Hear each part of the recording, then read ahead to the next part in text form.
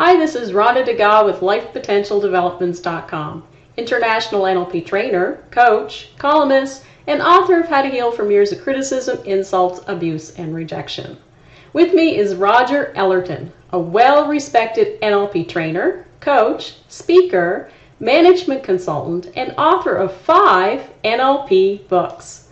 This is the second in the series of discussions about Roger's newest book, Win-Win Influence, How to Enhance Your Personal and Business Relationships with NLP.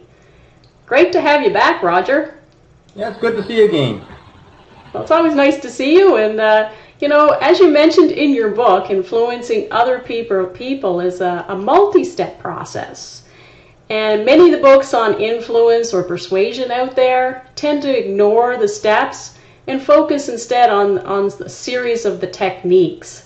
So today we're going to discuss the first step, which is discussed in your book in Chapter 3, Know Your Needs and the Benefits of What You Have to Offer. So you talked about, in your book, the rights, and could you explain that or expand on that a little bit, Roger?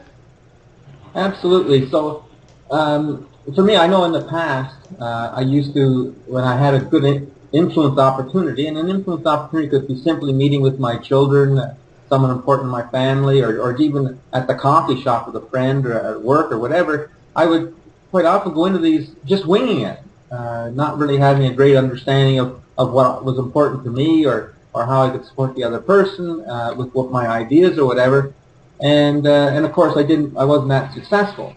So I decided to, I thought about it, and I came up with an acronym called RIGHTS. Like, what are my rights? What are my needs? And for me, it's simply a guide in terms of helping me plan in advance what's important to me if I'm going to have, for example, a conversation with you or somebody in the family and so forth. So just to go through it, for example, rights for it may be relationship, it may be results, it may be, in other words, I'm thinking of a need that's important to me when I'm interacting with some other person. And this can be in terms of, as I say, at work or whatever, and it can even be in career.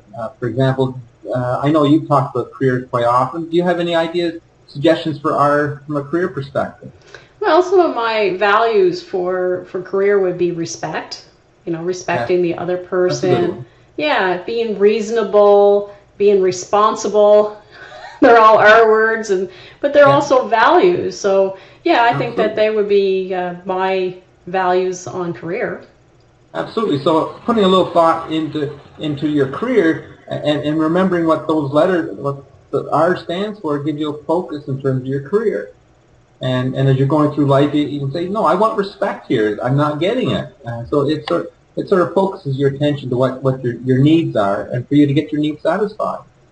And then for example, I might be, when I'm meeting with somebody, maybe information might be important, or integrity might be important, or I'm running out of ideas. What about you from a career perspective? Do you have some suggestions? Well, I mean, you can also think about income as well, for your career. Like, I know integrity is one of mine, and being informative. So I do believe that I need to be informative to people, give them something, and also have good integrity with that. But also to keep in mind, because it is my career, that there has to be some sort of income coming in as well, not just giving the information out. Great. And then G, of course, it can be, if I'm in a company, it can be a guarantee I provide. That can be an important need that's on the table. It can be a goodwill. It can be, in today's world, it can be about being green, looking after the environment. So those are some of the things that, again, having it in terms of the rights format, it helps me focus on making sure that they're satisfied. And what about you from a career perspective? Well, one of the big things that we have for our NLP training online is our guarantee, because I think that's very important, that if you're offering a service, then having 100% money guarantee, back money guarantee, if somebody's not satisfied within 30 days or whatever is the guarantee is, I think that's important. It gives great value, which great value is one of my values, and also being genuine. So if you're actually saying that this is what you're offering, being genuine to that it's true. Yeah. I'm glad you actually mentioned that, because I started talking about rights in terms of what's important to you, but also that the chapters also in terms of your product or service. What needs is it satisfying? So obviously the guarantee part, your product or service is satisfying the guarantee. That's going to be important to the people you're dealing with. Mm-hmm. And then for H, you might think of health, or when I'm engaging somebody, I might be, for example, I need to be taking a healthy perspective, or maybe I want to do it from a humor perspective, just feel good about myself when I'm there with this person, help them in some way. So H would give me a focus on potentially health or humor or happiness. What about you? Well, I got a couple of those on my list too, but also besides, the happiness is important and being helpful is important, but honesty. So honesty is one of my important values, not just for me to be honest, but for the people that I deal with to be honest as well. That's a good one. So we have. I'm losing track of my letters. So RIGHT. T. I think one of the most important ones is time. In terms of elapsed time, or it could be a time during the year. If I'm planning a vacation, it has to be within certain months or something like this. Other ones that come to mind are team. Maybe that if I'm in a business perspective, that's an important value for me to keep in mind. Or if I'm a chef, maybe taste is important. Or just if I'm taking somebody out in a special evening, it's about taste, and I want to make sure that wherever we go, it's going to be that the food's going to be great. So those are some values you may put up front. What about you? Well, as far as my career values, of course, any relationship, but in my career, truth. Also, being tactful, because, whether I'm doing a training, it's one thing, but when you're doing one-on-one coaching, being tactful is really important, and also being tender, because, we're dealing with, as you know, in NLP, sometimes some emotional situations, and if you're not tactful and you're not tender, then of course the person's not going to feel comfortable using your service. Yeah. And I think that leads us very nicely into the S, which for me, again, when you're working with a client, is safety. Yes. Make sure that they feel safe in your presence, but it also could be if you're planning a vacation, that you're going to a place that's safe, is secure. Other things for S might be my skills. Could be very important. So as I'm talking to somebody, that may be forefront for me in terms of I need to get something out of this that's going to enhance my skills as a communicator, my skills as an employee, whatever. So those are some of the ideas. What about yourself? Well, skills is important. When I decided I wanted to be a coach, that's why I chose NLP as my career, because of the skills that I would actually obtain so that I could use and be, more successful, which is a good S word, with my clients. Yeah, and also sensitive, because I do believe that you need to be sensitive to other people's needs. So having the skills and also being sensitive, and also that brings success, not just for yourself, but for the situation as well. Well, that's great. So again, just to tie a bow around this piece, my reason for having the rights is to help you focus on what's important to you in an influence situation or in your career or something like that. And so we've gone through some examples, and I'm sure the people who are watching this video will come up with others in their particular context.